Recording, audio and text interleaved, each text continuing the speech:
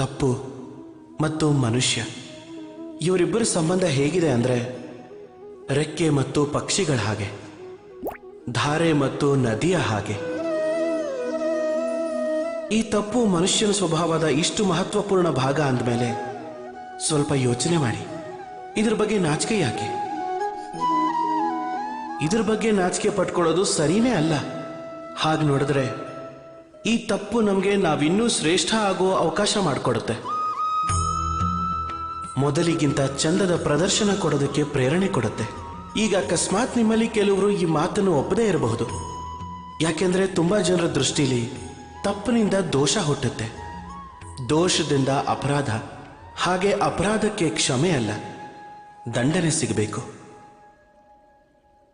ಆದ್ರೆ ನೀವು ಯಾರಾದರೂ ಯೋಚನೆ ಮಾಡಿದ್ದೀರಾ ಹೀಗ್ಯಾಕಾಗತ್ತೆ ಅಂತ?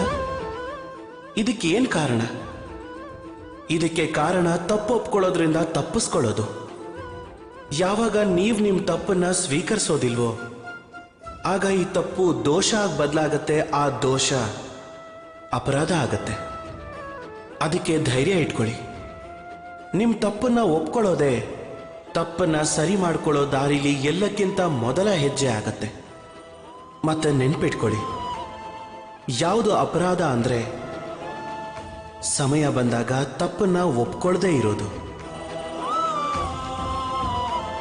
ರಾಧೆ ರಾಧೆ.